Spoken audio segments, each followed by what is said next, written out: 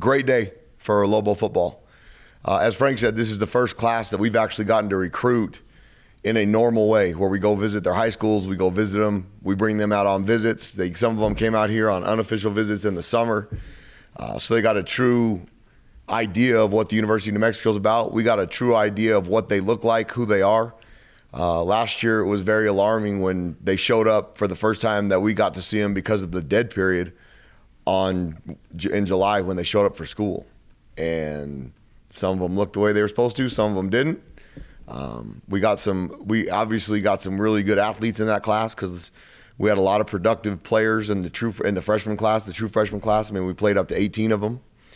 And a lot of them, the Luke Wysongs, Aaron Dumas, were some of our top performers. So we've made strides there. The first class that we signed in 9 days, as Frank said, they announced me on signing day in 2019. And then we had 9 days to go out and find a class that we put together. Some of those guys have made it, some of them haven't, which is normal attrition from a class. But this class, we actually got to recruit for an entire year, some of them 2 years. We got to see them. We identified some needs that we had. We obviously have not been very good up front, especially on offense. And so we have 3 transfers coming in here that will be here in January, which is huge. 2 of them have 3 years. One of them right now has 2 that we're working on getting a 3rd year back because of COVID. We've got a couple tight ends coming.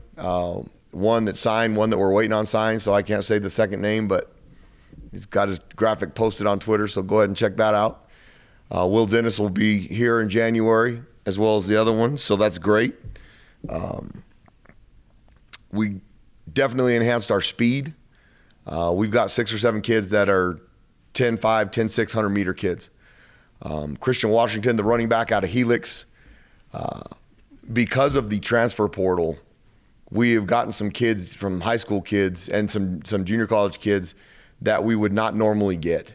There's a lot of people spending a lot of time in the transfer portal recruiting, which we don't, which has helped us because Christian Washington's a 10.6, 100-meter kid. I mean, every time he touches the ball, it can be an 80-yard touchdown. Demar Sanders is a quarterback that fits into what we do on offense, but he throws the heck out of the ball. He's from Port Arthur Memorial, which is the same school that Donovan Porter-Ree was from. Donovan Porter-Ree really helped us in recruiting the young man.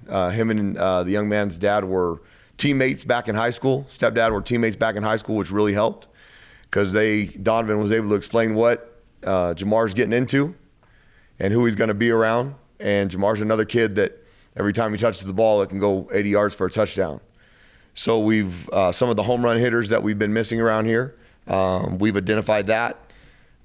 We got 2, Will Dennis, the tight end from Coffeyville, who was a big-time baseball player coming out of high school. Thought he was going to be a top 10 MLB pick. And his arm got worn out over time. He went to the University of Oklahoma to play baseball and decided when he couldn't play baseball anymore the way he desired, he went to play football and had a great 2 years at Coffeyville Community College. And he's a good-looking kid, 6'4", can run, he's lean. I mean, we're going to have a couple of tight ends that look like they're supposed to look, 6'5", and then you add Trace Bruckler, who is putting on weight already in the offseason, and then you got Connor Widoff. We have a good group of tight ends now that we feel really confident going in and game out, and we've got some depth at that position.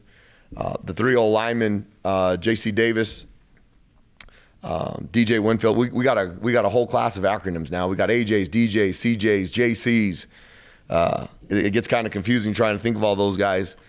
But the 3 offensive linemen that we recruited, okay, CJ was from Abilene Christian, went to Lackawanna Junior College up in Pennsylvania his first year, and then went to Abilene Christian. He's got 3 years to play, played center for them.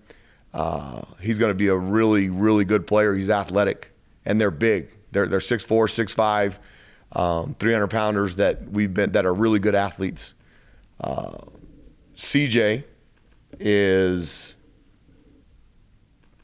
I'm going to get these ones backwards now. My fault. CJ is from Abilene Christian. JC is a young man from Contra Costa Community College that, and I don't know how we did it, but we were able to fend off Boise State, who came in late. They offered him early and then came in late, but the young man believes in what we're doing here, and that was great. So we've won some recruiting battles that I think is really exciting for around here. And all 3 of those kids will be here in the spring. to get live reps through spring ball, and we're going to start spring ball on February 8th really quick. So they'll have 13 workouts in the weight room, and then we'll move forward with them. Skill-wise, I think we've really enhanced our skill with our length. Not only can they run, but they're taller. On defense especially. I mean, we've got a couple DBs that are 6 foot.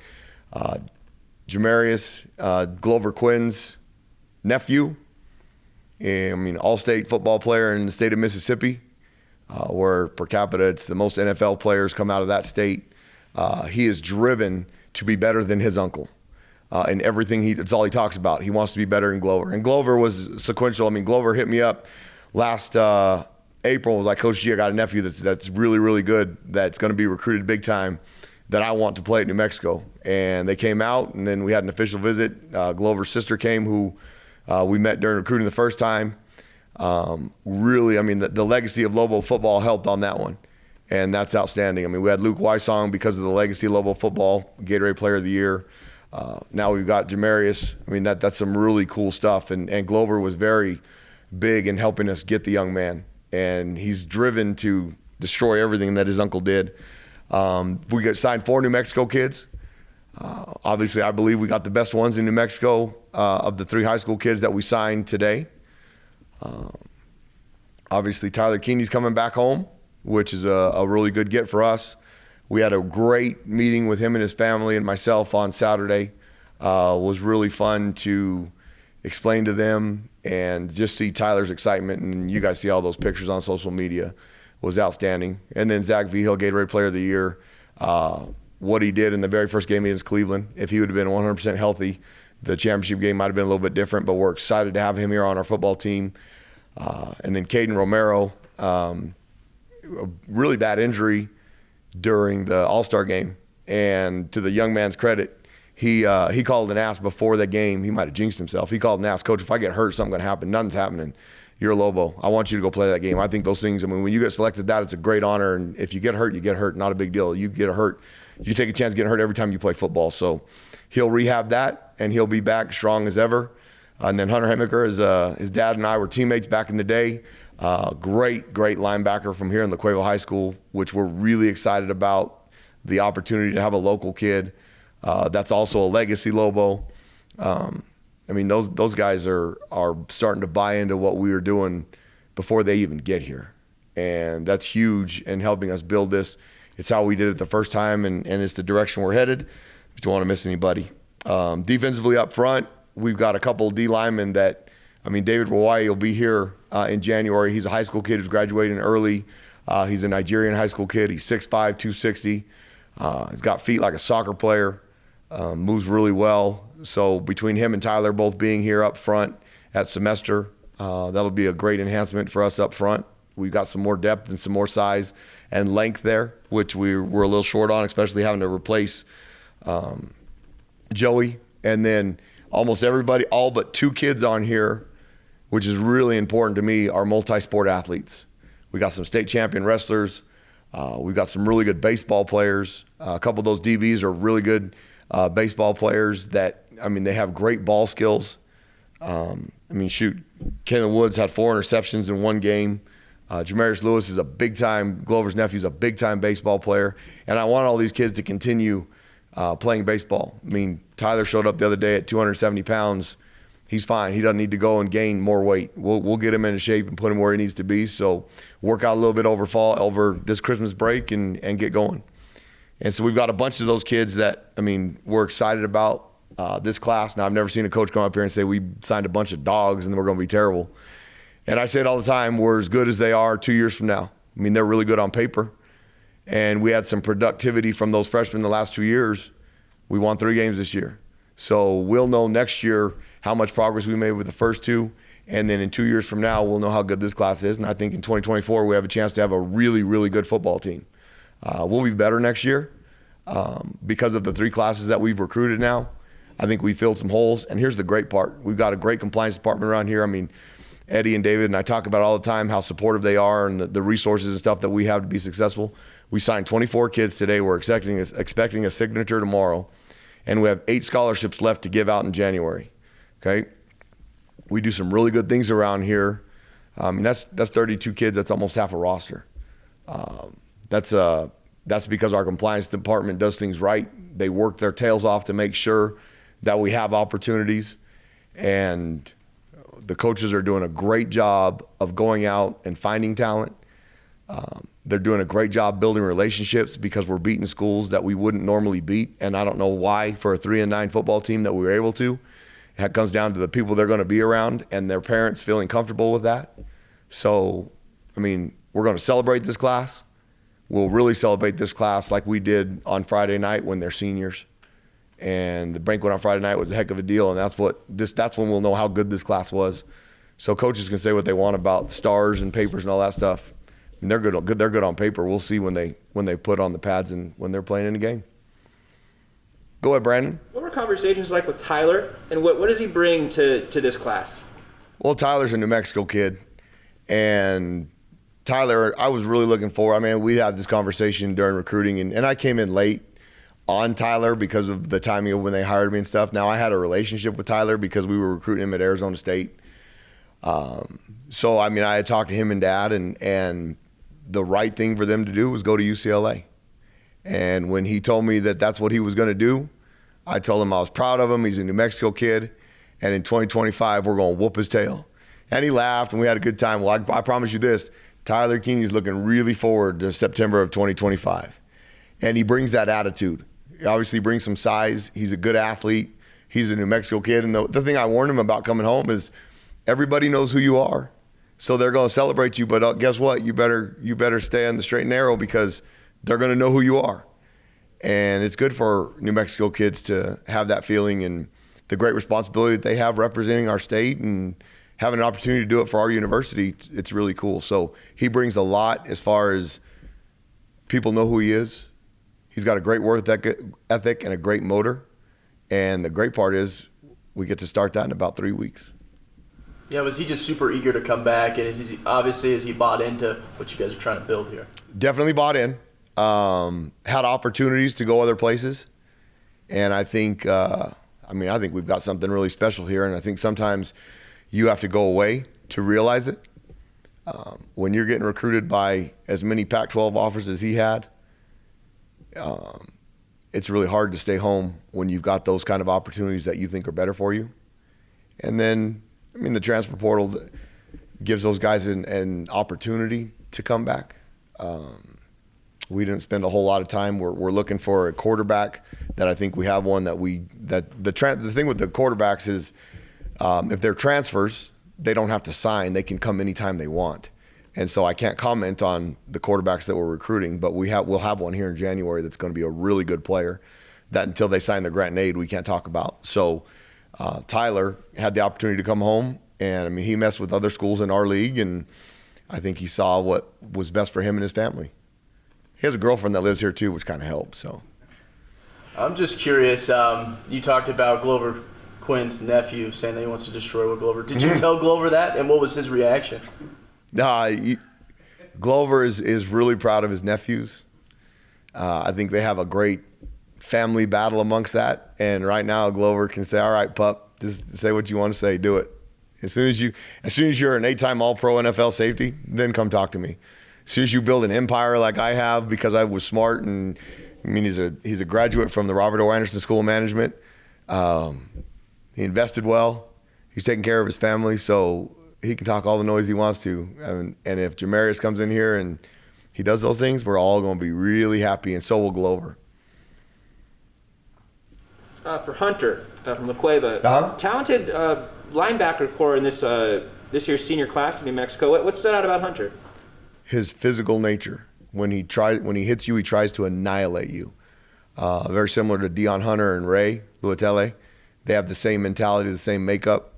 They can run sideline to sideline, and it doesn't matter what's in their way. They're not afraid of it. And now I'm biased because I know his dad and his personality, so that helped in knowing what Hunter is. He's got a chance to be a really good New Mexico player and continue the legacy of La Cueva High School here around the Nick Spiegels and Matt Quillens and Clint McPeaks of the world, Frankie Bacas and Jake Bowes that had a big impact in our program. Well, Hunter just gets to be the next one. Last 2 years, you had guys like Isaiah and Cody walk on and find a role on the team. what's the preferred walk-on number you're thinking for this year as far as local guys go? There will be 4 or 5. It becomes more challenging with the seniors that you bring back, your limited roster spots.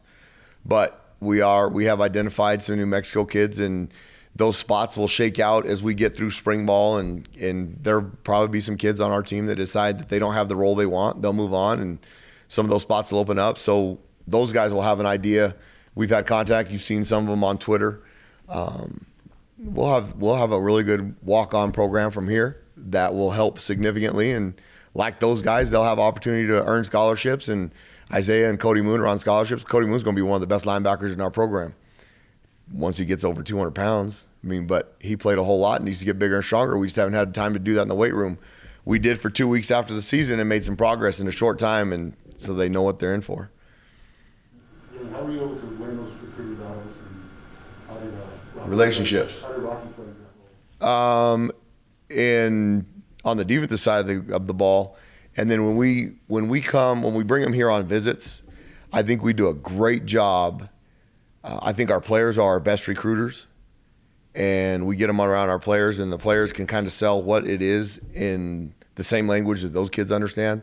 Our coaches, we won't lie to them, but obviously we're going to put everything in rose-colored glasses because we do want them to come here, and we want them to show them all the wonderful things. Now, I'm not afraid to say this. I think we've got great facilities. We've got a great stadium, a beautiful indoor, a beautiful building. We're constantly doing upkeep and making sure that it looks nice and pretty. That stuff doesn't mean anything in the development of a football player. And they can get woed by those things. They've got to be comfortable with the people they're going to be around. The coaches, how are they going to look out for them? What are they going to do when they have problems? How are they going to handle those things? Those are the things that we do a really good job of building. And then they can, my greatest advice is when the coaches don't think you're watching them, watch them. Stare at them during the official visit. Watch them when they're not when you don't know they're watching them. You'll find out whether they're genuine or not. You'll find out who they are, what their personalities are. And I think because we can pay for their parents to come now, you get a lot more parents on visits than you used to. And they feel comfortable with where they're sending their son to be. And I think that's played a huge part. I think relationships are gigantic, so we've got coaches. And then we've got a couple kids on here, Donald Dixon and Christian Washington. If the portal was not a thing, they would not be Lobos. It's good for us. Now the portal's still a thing, so if they come out here and do really, really good, people will start recruiting them off our campus. And if we have a good enough relationship, they'll stick around, and if they get an offer they can't refuse, then shame on those schools for doing that, but that's what's happening in today's world, and that's why so many people spent so much time in the portal. And you go around, when we were out on the road, you see very few high schools that are full of coaches. There was numerous high schools that we bumped into nobody. But we spent all our time in high schools and on JC kids that can play 3 years, because I view those guys as freshmen. So I think relationships played a huge role in that. And then they see opportunity to come and play, especially the guys up front. How did the connection happen, Christian? The Christian Ellis? Christian Washington? Well, he went to Helix High School in San Diego. I know Coach Owens very well. We get text messages from those guys about guys that they think are being overlooked. And we had identified him in the spring, and he was still available, and we brought him in on a visit. And go watch his highlight tape. You can be buffaloed by a highlight tape, but go watch his game tape. It's impressive stuff. So we're excited about him. And then Christian Ellis, the other kid from Florida, another 10-8 kid that's an unbelievable multi-sport athlete that is going to come in here and be a DB. Mississippi State, and I've got buddies on that staff. We're recruiting him early on, and they thought they found better, which helped into our hands. And in 3 years, they'll wish he was on their team. Hopefully they don't try and recruit him off of our campus. Coach G, you said that you have some young offensive linemen that you think will develop. It does look like you've gotten some more experienced, more mature O-linemen in this class. Will that help you sort of bridge the gap until the younger players are ready? And was that a thing that you were looking for? For sure. One, we needed it for depth. Heck, we needed those 3 guys to be here just to get through spring ball, because we're going to miss out on Ratson Jang and Isaac Gutierrez, and then Cade Briggs left. And so we had some holes there. We filled those 3 holes, so we'll have plenty of depth there for spring ball. And then we needed players that could come in and play right away and compete for jobs. The young guys that we have, Isaiah Solomon, Issei. I mean, those guys are going to be really, really good players, and we were able to manage them during their freshman year and not waste their redshirt year. It would have been beneficial for this season's team to play those guys all the way through. It would not have been beneficial for the 2024 team or for those kids. And so I thought our coaches did a great job of managing, spacing them out to give them experience but not waste their red shirts. And then we'll get some guys back like Greg Brown, Jamarcus Bailey. We got Leslie Ashenigwo. Those guys are going to be great players. And we've added 3 great players that will significantly help us up front. And we went from it being a great concern to a great excitement.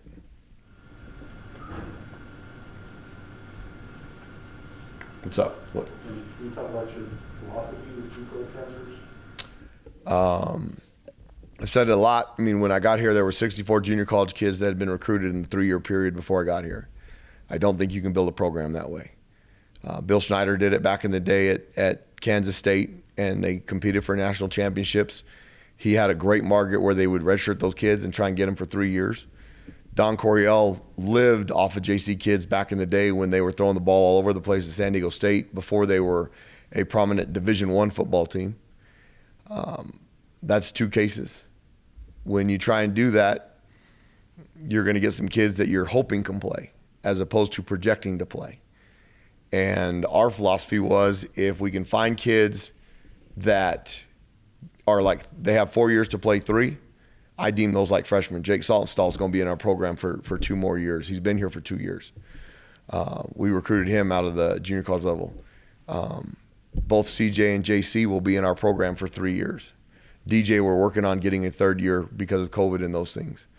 I think it's important to have those guys. Now, we got 3 guys, or the 2 JC kids and the tight end, that are going to be here in January, that if the transfer portal was a thing, we would have never touched them.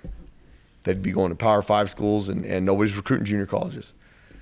I don't think you can recruit an entire team of junior college kids, but we've filled some gaps with some kids. But the great part is we're going to have them for 3 years, and so they're like freshmen coming out of high school. They have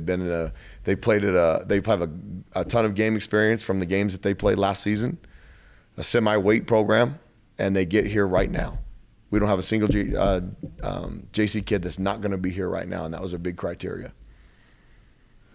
So you always talk about, Coach, it's a marathon, not a sprint. Mm-hmm. Trajectory of your program after this Sunday. I know you'll know more probably in the spring and next year. For sure. But are you liking where your team is at? Do you think you're taking the right steps to? I mean, as disappointing as the results were of our season being 3-9 and some of the way we lost some of those games. I mean, we give up 4 big plays to Utah State, who did the same thing to the best defense in the league the next week, by the way. But if we can make those 4 plays and cover those guys, it's a completely different ball game. We've addressed some of that with the Zach Morris and the Jamarius and those guys. I think there was no doubt that year 2 was going to be a really hard year. It would have been even worse had we not had the 14 seniors. As bad as people think it was, it would have been worse if we didn't have Joey Noble. It would have been worse if we didn't have Devin Sanders and Pat Peak and those guys that helped, Kyle Jarvis and Kyle Stapley and Austin Cook. As much as I talked about us not being good enough up front, imagine if we didn't have those guys. That's what year 2 looked like. And so those guys kind of helped us out, but that was going to be the roughest patch. Our young guys, and I talked about it at the last press conference, with all the things that we did statistically for freshmen within our league. We got the best freshmen in our league. Now, a lot of people were playing older seniors because they had them for extra time. But we didn't. We threw our guys out there, and they competed at a high level. And so we're on the right path. I think we'll be better next year. I think in 2024 we'll have a really good football team. And 2023 and 2024 will be good football teams. It'll be what we thought we were going to be around here. And this class will help that. We'll know more in 2 years. And I'll be standing up here 2 years from now talking about those guys, and we'll know 2 years after that. But we're going in the right direction. And now that our entire team is almost vaccinated, so we've been able to, knock on wood, avoid a bunch of COVID outside of the UTEP game We'll continue down the path in the spring. I'm so excited for the weight room. It'll be the first normal weight room that we've had. God willing, nothing changes in the next month. So, I mean, we are going the right direction to win a championship. We're going to win a championship. We're going the right direction. And what was the connection with David Rawai? How that happened? Coach Reffett did a great job. I mean, that's his area. Identified the young man, and then Coach Haywood got involved. The position coaches have great autonomy over the guys we recruit, because if they're going to get fired, they better be fired choosing the guys that they wanted to play with. And if they do a bad job, then we'll find someone else. So coaches identify guys, they give them to the position coach, and then once we decide that we're going to recruit the young man, we go all in on him. And their school had to, I mean, they do a great job of getting those kids out. He's obviously going to graduate early and come here, and then I'm going to kick his tail back there in May to do the senior week and prom and all those things, because I think that's important. But they made us show that we can get him into school and all those things. They took care of the kid, and then he wanted to be here. So Coach Reffett did a great job identifying him, and then as a staff and Coach Haywood leading the way, we did a great job of getting him here, and a great young man. In addition to him, how many other early high school kids are coming? We got 8 kids that'll be here. David, Christian Ellis, those 2 high school kids will come, and then the rest of them are the transfers, and then Tyler. But we'll have 8 of them for spring ball, which will be awesome. Curious, Coach, with recruiting, in the college football world, there's so much coaching changes, whether it be head coaches, coordinators every single year. The fact that your staff's coming back for year 3 as a whole, how much of a difference do you feel like that made with recruits, that you have so much continuity? I think continuity is huge, and I said it on day one. I think there were some, I mean, obviously on offense, statistically, we were terrible. And I think if there were certain things that led to that outside of, I mean, scheme and play calling, I mean, players are players, and you got to have players to win. And when the injury bug that we had, on top of not being good enough to go against the teams we went, had an effect on that. And so I think continuity is huge. I think you'll see a completely different result next year, especially up front, because we'll be more athletic, bigger, stronger. And so I think continuity is huge in recruiting and in staff development and relationship development. I mean, it's why we were successful before. Is this what you said with that? Mm-hmm. No changes as of today. I mean, I would assume that there's some, now they have to have a responsibility to tell me if somebody calls them. It's just like when I get calls, I tell Eddie. I think they want to be here. If they get a better opportunity that creates more responsibility for them, they should take it, because position coaches want to be coordinators, and coordinators want to be head coaches in most cases. We have older guys on our staff. Troy Reffett's been a defensive coordinator. I think he's happy as can be and excited about the trajectory of our program. Coach Long, obviously, Coach Long could pick his job if he wanted another job. And Coach Long is a Lobo, and he's here. And so those guys are I mean, we've got a combination, guys that are trying to be up-and-comers and want to be wanted. And if they get better opportunities with more responsibility, they should take them. And we got guys that have done all that, and they're right where they want to be. So I think we've got a great complement of our staff, which helps with the continuity.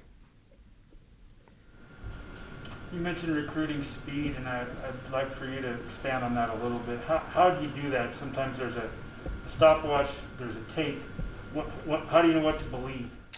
Well, the one thing that you can believe, so athletic.net is a track website that tracks these kids nationally for track. And the majority of these kids that are on here that have those times are straight from that. And those are from official track meets. So those things are legit. Now there's also kids, I mean, Christian Washington is going to be a 10,500 meter kid in track. He's a big track guy.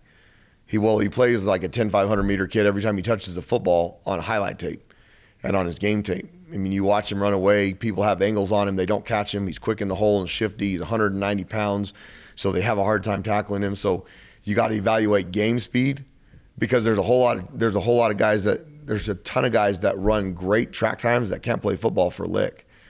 And so it helps us identify the guys that can run, but you have to go through their game tape to make sure that you're not getting a one-hit wonder from a highlight tape. Anybody can make a highlight tape and make them look pretty good. So in the process of the evaluation and being able to go to track meets this spring when we were out on the road recruiting and doing those things will be huge. And last year when it started out in June, you missed all of their May recruiting. We got to start bringing them in here, and I thought we had a great day when we went to a camp at SMU that had over 6,000 kids.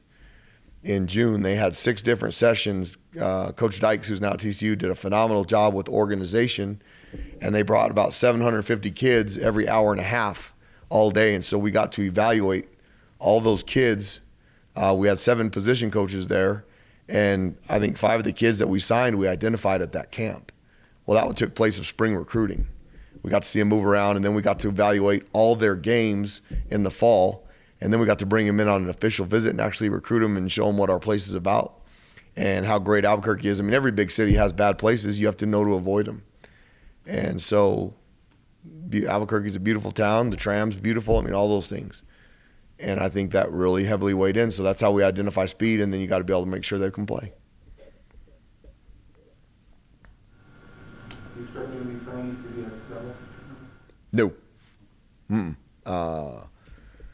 Right now, I mean, it's still – so back in the day, you used to be able on signing day go to their house and sign them. And this was before me, but Coach Long tells stories all the time that you'd pull up to a house and there'd be 3 coaches there waiting. And so one would celebrate. Sometimes there'd be fist fights. Sometimes, I mean, it got pretty wild. So that's why they created all these dead periods. So today is actually a dead period. So they won't be at that. They're not allowed to come and do those things. They're not allowed to be on campus. You're not allowed to have off-campus communication with them. I mean, we brought a young man in on Saturday night, because he played in the championship game of the Junior College National Championship game. We flew him in late Saturday night, did a whole visit on Sunday, and then Sunday morning, because of a dumb NCAA rule, we had to have him Uber to the airport. So we did not get to go to the hotel normally at 4:30 in the morning and say goodbye, which makes no sense to me. In all the world of NIL, you can give them whatever you want, but we can't give them a ride to the hotel because it's a dead period, which the dead period is smart. You don't want coaches at kids' houses right now. They've got enough stress going into today. And one of the things I tell the kids all the time, this is going to be one of the last times in your life, unless you're lucky, that you pick. You have all the power. You get schools that come and recruit you. They show you all the wonderful things you get. So you got you see those kids sitting on the shows with hats, and they get things thrown at them. I mean, all these recruiting trips. There's certain schools that are showing NIL deals. I mean, there's all these things, and these kids are looking at all the wonderful things, and they get to pick. Well, guess what? If they're good enough to go on Football Beyond here, they don't pick. They hope to get picked.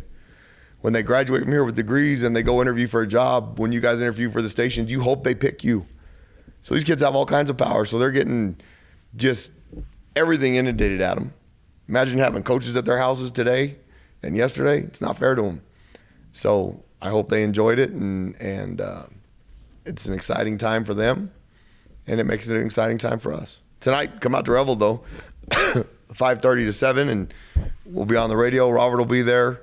The 2 afternoon guys will be on there. I mean, I'll be with it'll be a great deal, and then I'm going to be on the radio with Sam and Joe this afternoon, too. So listen up to all those things. It's a great day to be a Lobo. Always, every day is a great day to be a Lobo. Was NIL a factor at all in the league? No. Didn't play a factor in for the kids we got. Now we don't use NIL deals to entice kids, and there's some NIL deals and conversations going around here. But I think it's a great opportunity for those kids. But I think they have to take some drive and interest in it themselves, because technically by the rule, all these things that you see set up by schools, you're not supposed to. And then there's a couple NIL deals out there that the NCAA is investigating, so you got to be careful with all that stuff. But it wasn't a factor for us. It's a good question, though, with the deal the Texas O linemen are getting, $50,000 a player for scholarship players, and then the comments from Coach Kiffin about the guys are going to go where the NIL deal brings the most money. We're seeing it at the top right now, but could it eventually be that all the way, at all the different, conferences and levels where the NIL money ends up being a deal breaker or a deal maker? Oh, I'm sure. Those things right now are not affecting us because we weren't going to beat Alabama and we weren't going to beat Clemson on a recruiting battle anyway. So that doesn't concern me. Is somebody from Boise going to take more pride or do something that get an NIL deal that we can't do? Maybe. San Diego State, maybe. I don't worry about that stuff because I do say this: we've got a lot of people around here that are being very creative and have innovative ideas. And I'm not talking within our athletic department. I'm talking about in the city of Albuquerque. Some of them with good intentions, some of them with not. And so first and foremost, we're going to protect our kids. But there's opportunities out there, and they might sway some things as we keep going forward in this wild, wild west world of NIL. And when you say the transfer portal like that, you got on Christian Washington. Hmm? Can you be more specifically? Yeah, nobody recruited him. People were too busy trying to recruit kids off other people's campuses and too much time sitting at home on a computer hitting refresh every time the transfer portal updated, that they weren't spending time building relationships with kids in high schools and going and visiting high schools and finding kids that are going to help their program. They wanted to find kids that people have already identified that they think can come in and help them right now. And some of those kids now Alabama and Clemson and Oklahoma and those guys that are taking portal guys, they're going to get the best ones. So they'll help those guys.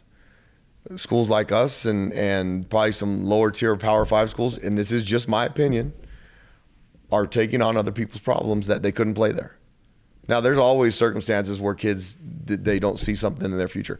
Tyler Keaney, he had conversation with their coaches. He didn't think he fit in with what they were doing and where they were going, so he wanted a better opportunity for himself.